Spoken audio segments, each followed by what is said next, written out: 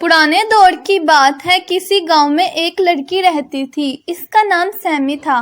Semi خوبصورت اور عقل مند لڑکی تھی۔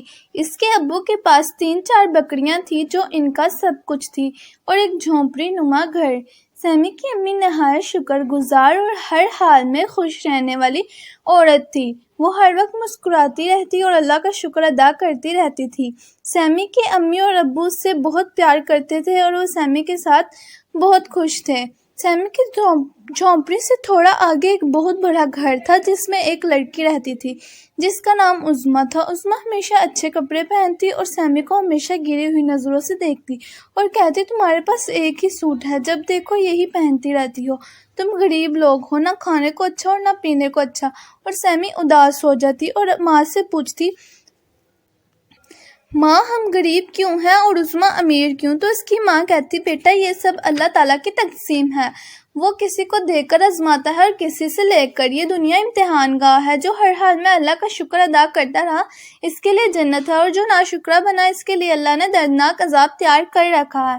ماں جنت کیسی ہوتی ہے؟ سیمی بولی۔ سیمی کی ماں مسکرائی اور بولی، جنت میں انسان کو کوئی کمی محسوس نہ ہوگی، جو دل کرے گا اللہ اسے عنایت کر دے گا۔ تو ماں، اللہ تو دنیا میں بھی انسان کو ہر چیز دے سکتا ہے؟ سیمی نے سوال کیا۔ ہاں بیٹا، اللہ کے لیے کچھ مشکل نہیں، وہ کہتا ہے کن یعنی ہو جا تو ہو جاتا ہے۔ ماں میں اللہ سے دعا کروں گی کہ اللہ ہمیں کل امیر کر دے۔ اچھا بیٹا، سیمی کی ماں مسکراتی ہے۔ سیمی آج کھیلتی کھیلتی ندی کنارے چلتی جا رہی تھی کہ اچانک اسے مٹی میں ایک کتاب نظر آئی۔ اس نے مٹی ہٹا کر وہ کتاب پکڑ لی۔ اس نے محسوس کیا کہ کتاب اس کے ہاتھوں میں ہل رہی ہے اور اس میں سے ایک آواز آتی ہے۔ سیمی گھبرا کر پوچھتی ہے، کون ہو تم؟ تو کتاب سے آواز آتی ہے، میں کتاب کا جن ہوں اور کئی صدیوں سے اس میں بند ہوں۔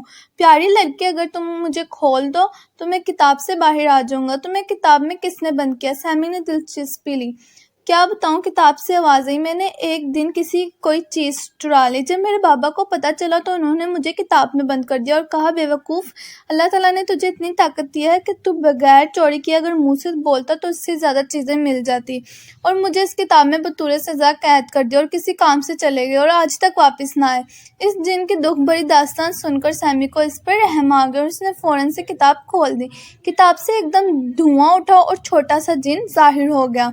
وہ خوشی سے جھومنے لگا اور گنگنانے لگا۔ سیمی اسے دیکھ کر ہنسنے لگی۔ آج سے ہم دونوں دوست ہیں، جن نے کہا۔ سیمی بولی، آؤ گھر چلیں، مجھے بہت بھوک لگی ہے۔ تو اس میں گھر جانے کی کیا ضرورت ہے؟ وہ چیز تو میں نے ایسے ہی چرائی تھی، میرے ہاتھوں میں ایسی قوتیں ہیں کہ منٹوں میں ہر چیز میں تمہارے سامنے پیش کر دوں، اور ویسے بھی تم میرے محسن ہو اور میرے طرح غلام۔ جن پھر ہنسنا شروع ہو جاتا ہے۔ سیمی حیرانی سے کہتی ہے، اچھا تو پھر کوئی مزے کی چیز لے آؤ، امیروں والی۔ جن نے فوراً ہاتھ ہوا میں لہرائے اور قسم قسم کی ڈشیں ظاہر ہونا شروع ہو گئی۔ سیمی نے دل بھر کر کھایا اور کہا، میں اپنی امی کے لیے لے جاؤں؟ جن بولا، سب کچھ تمہارا ہے، لیکن اتنا بوجھ نہ اٹھاؤ، گھر چل کر پھر میں یہ چیزیں تمہارے دسترخوان کی زینت بنا دوں گا۔ پھر جن ہنسنا شروع ہو جاتا ہے۔ لیکن ایک بات یاد رکھنا، میں صرف تمہیں نظر آؤں گا اور کسی کو بھی نہیں۔ سیمی نے کہا، ٹھیک ہے۔ گھر جا کر سیمی کے کہنے پر جن نے طرح طرح کی چیزیں دسترخوان پر بچھا دی۔ سیمی کی امی نے یہ چیزیں دیکھی تو ڈر گئی اور بولی، یہ کہاں سے آئی؟ سیمی نے انہیں سب بات بتا دی اور کہا، جن صرف مجھے نظر آتا ہے، اللہ نے ہماری سن لی۔ امی، اب ہم امیروں والے کھانا کھایا کریں گے۔ اتنے میں سیمی کے ابو بھی آ گئے۔ تمام داستان انہیں بتا کر انہوں نے مزے مزے کا کھانا کھایا اور اللہ تعالیٰ کا شکر ادا کیا۔ سیمی کے کہنے پر کتاب کے جن نے ان کا ایک شاندار گھر بنایا جو عظمیٰ کے گھر سے بھی بہت خوبصورت اور بلند تھا اور محل کی طرح دکھتا تھا۔ عظمیٰ نے جب سیمی کی یہ شان دیکھی تو وہ جل گئی اور حیران بھی ہو گئی، اور وہ سیمی سے حسد کرنے لگی، اور ایک دن اس نے سیمی کے گھر کو آگ لگا دی۔ جن وقت پر پہنچ گیا اور اس نے پھونک مار کر آگ عظمیٰ کے گھر کی طرف روانہ کر دی، جس سے عظمیٰ کا گھر جل کر خاک ہو گیا اور اس کے ماں باپ بھی جل کر مر گئے، اور اب عظمیٰ غریب اور سیمی امیر ہو چکی تھی۔ ایک دن عظمیٰ کی ملاقات سیمی سے ہوئی تو وہ بہت بری حالت میں تھی اور کھیتوں میں کام کر رہی تھی۔ سیمی نے اس کے قریب سے گزری تو اس نے عظمیٰ کی طرف دیکھا۔ عظمیٰ نے نظریں جھکا لیں۔ سیمی نے بڑے پیار سے عظمیٰ کو بلایا اور کہا، عظمیٰ، افسوس ہوا، تمہارا گھر جل گیا، اللہ تمہاری مشکلیں آسان کرے۔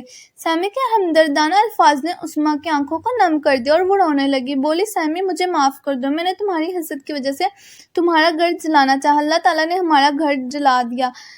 صحیح سچ ہے، جیسی کرنی ویسی بنی، اور وہ رونے لگی۔ سیمی نے اسے گلے لگا لیا اور کہا تم میری بہن ہو، آج سے تم ہمارے ساتھ ہمارے گھر رہو گی۔ اور سیمی نے عظمیٰ کو اپنے گھر لے گئی۔ دوستو، جن کے پاس جو ہوتا ہے وہی وہ دوسروں کو دیتا ہے۔ سیمی کی اچھائی نے عظمیٰ کو بھی نیک بنا دیا۔ مجھے امید ہے کہ آپ کو یہ سٹوری پسند آئی ہوگی۔ اللہ حافظ۔